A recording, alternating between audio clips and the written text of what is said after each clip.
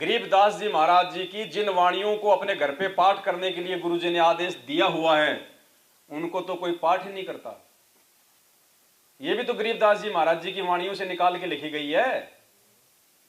हमें गुरुजी ने आदेश दे रखा ना रोजाना नित्य नियम पाठ करने का, लिख भी रखा इस पे मूल्य नित्य नियम पाठ। अरे जो आदेश दे रखा है उसको तो कोई फॉलो नहीं कर रहा, इसको तो हाथ में लेके कोई नहीं पढ़ रहा साध संगतियों के अलावा। और उस ग्रंथ को सिर पे रख के लाएंगे, कपड़े में लपेट के लाएंगे, और वो चवर भी करेंगे कोई मक्खी ना बैठ जाए, सिर पे टोपा पहनेंगे, साफ सफाई का ध्यान रखेंगे, बीच में आवाज नहीं करेंगे, बोलेंगे नहीं, ग्रंथ का अपमान हो जाएगा। इतनी सावधानी गरीबदास जी के द्वारा लिखे गए शास्त्र की, जो समझ में हमारे एबीसीडी भी नहीं आती 1% भी। और ये परमात्मा ने हमारे को उन वाणियों में से छांट छांट के अनमोल वाणियां लिख के दे दी। जैसे वेदों का सार क्या है, गीता जी, और गरीबदास जी के ग्रंथ का सार क्या है, ये भक्ति बोध। और इसको हम कितना महत्व दे रहे हैं, तो बताओ क्या खाक लाभ होगा भगत समाज को। हमारा अमर ग्रंथ ये है जो हमारे गुरुदेव ने दिया हमारे को लिख के। तो गरीबदास जी महाराज जी वाला अमर ग्रंथ हमारे लिए अमर ग्रंथ नहीं है, वो भी महापुरुष की वाणी है, महापुरुष का ग्रंथ है। लेकिन हमारे लिए ज्यादा महत्वता गरीबदास जी महाराज जी के द्वारा लिखे गए ग्रंथ की होगी या हमारे गुरुदेव के द्वारा लिखे गए ग्रंथ की होगी। तो इसको तो हम महत्व देते ही नहीं।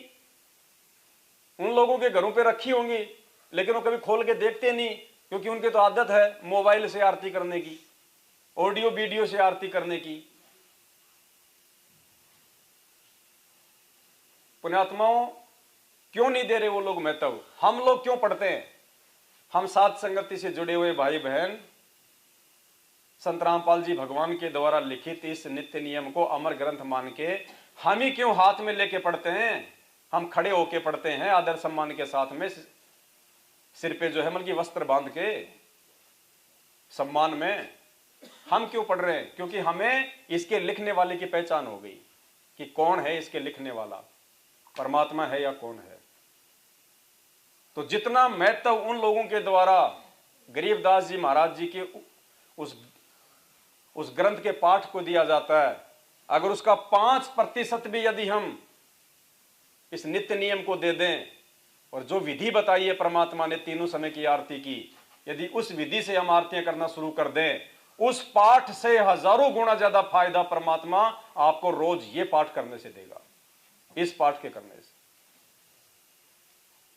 और ये पहचान करवाने के लिए ही परमात्मा ने सात संगतियां रखवाई है, पहचान करवाने के लिए।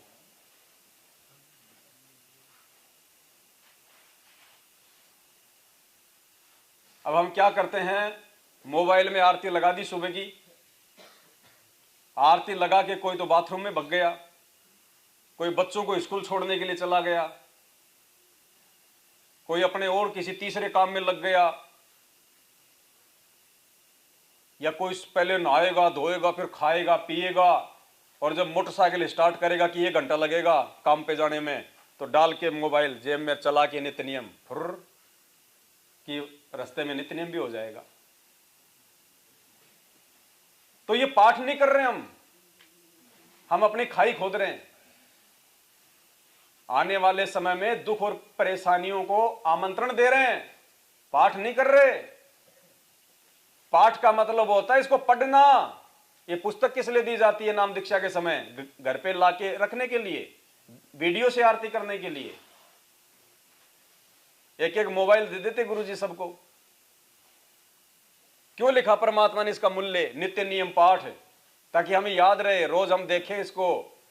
नित्य नियम पाठ मूल्य, इसकी कीमत रखी है परमात्मा ने। नित्य नियम पाठ यानी रोजाना पाठ करना। अगर तुम इसका रोजाना पाठ नहीं करते हो हाथ में लेके, तो समझना तुम अपने गुरुदेव की कीमत अदा नहीं कर रहे, धोखा कर रहे हो तुम अपने भगवान के साथ। अब मोबाइल से आरती चल रही है, भाई साहब बाथरूम में बैठा है, ऑफिस की बातें सोच रहा है, दिमाग तो कहीं और जा रहा है, दरबार में आरती कहीं और चल रही है, तो हमें इस पाठ का लाभ कैसे मिलेगा? अब इसके पेज नंबर 31 पे हम कुछ मांगते हैं भगवान से अपने आत्मिक उद्धार के लिए। अब भाई साहब तो बाथरूम में बैठा है, वो तो ऑफिस की बात दिमाग में चल रही है, मोबाइल रखा है दरबार में, और वो मोबाइल भगवान से क्या मांग रहा है?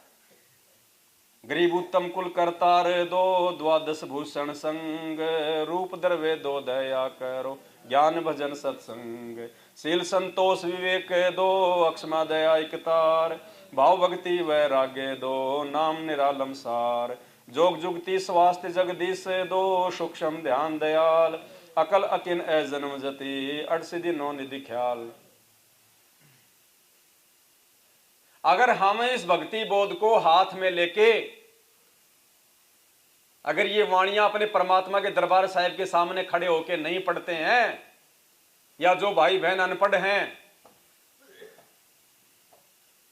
तो गुरु जी का ऑडियो वीडियो लगा के यदि एक जगह बैठ के या खड़े होके अगर आत्मा से परमात्मा से अरदास नहीं करते हैं, तो परमात्मा कहां से देगा हमें ये 16 श्रृंगार, ये भक्ति के आभूषण कहां से देगा परमात्मा हमें? क्योंकि हम तो मांग ही नहीं रहे।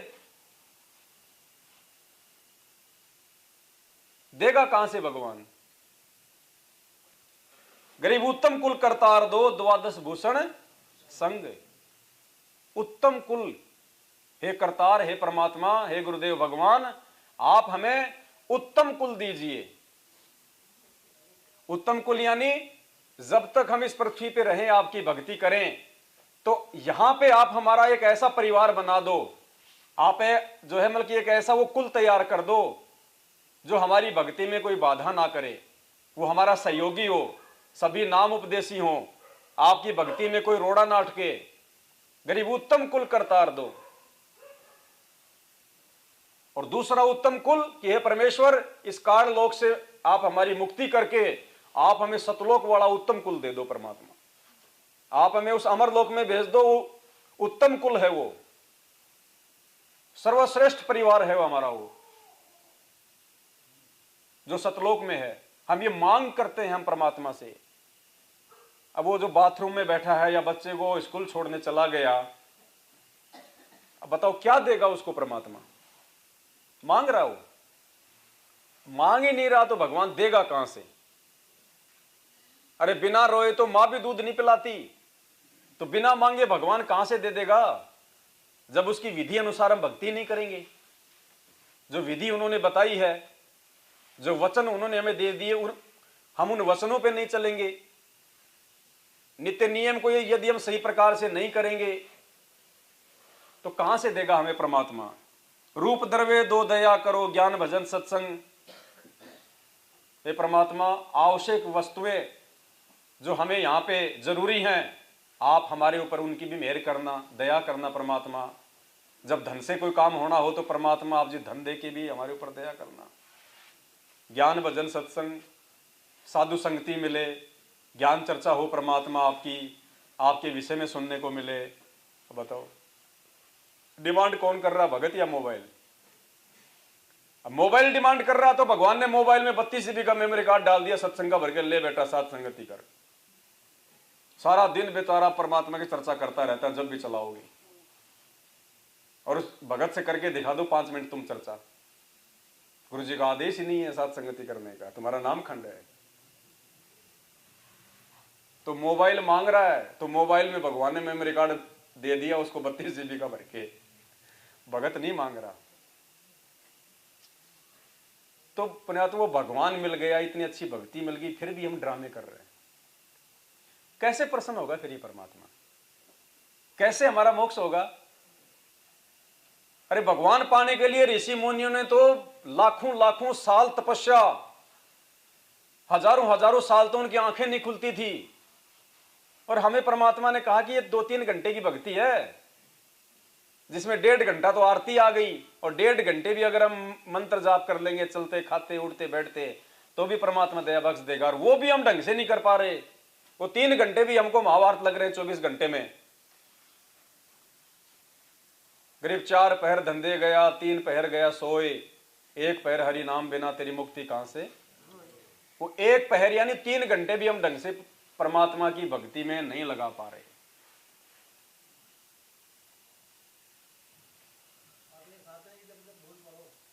हाँ, तो कैसे दया करेगा परमात्मा। फिर वो भाई बहन सतलोक आश्रम मैनेजमेंट हरियाणा वाले जहां भी जाते हैं, जिस भी वक्त, क्योंकि सत्सेवक तो उनको अपने दुश्मन नजर आते हैं, हमारे से तो मिलते भी नहीं, सत्साई भी नहीं करते, नाम खंड हो जाए हमारे घर का पानी भी पी लेते, शकल भी दिखाई दे जाए, विशेषकर मेरे जैसे की तो नाम खंड है। तो वो जाएंगे कहां, मिलेंगे किससे? उन्हीं लोगों से जो उनके संपर्क में, मैनेजमेंट वाले। अब जब उनके घर पे जाएंगे तो वहां भी वही आचरण मिलेगा। सुबह खुद तो बाथरूम में बैठ के नित्य नियम कर गया, असुर निकंदर मणि के समय दूसरे भगत के घर पे जाएगा, वो शेर चाय बना रहा है, खाना खा रहा है और रमणी भी चल रही है, तो उनको कोई ऑब्जेक्शन ही नहीं है, नो ऑब्जेक्शन। अरे चलो भगत जी बढ़िया हुई, मेरी भी रमणी होगी साथ साथ में।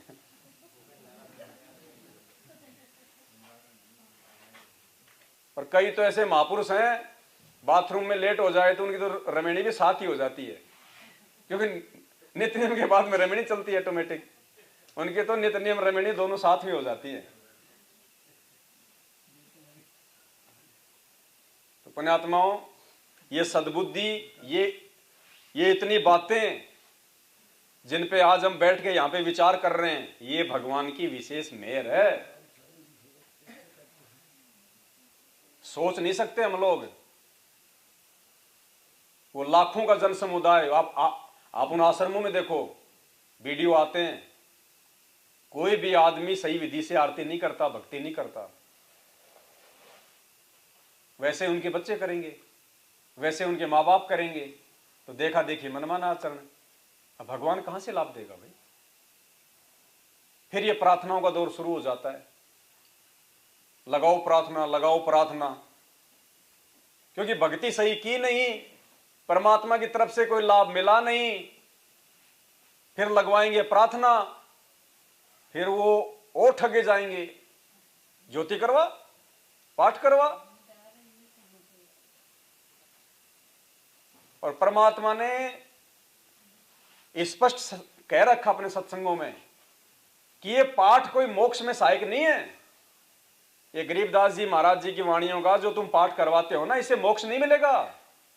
कोई ये सोचे कि इससे हमारे को मोक्ष मिलेगा, नहीं, ये तो खाली पुण्य के लिए, धन के लिए। ये पाठ और ज्योति केवल ये धन के लिए करवाए जाते हैं, मोक्ष के लिए नहीं है। मोक्ष के लिए केवल ये मंत्र, ये 3 समय की आरती,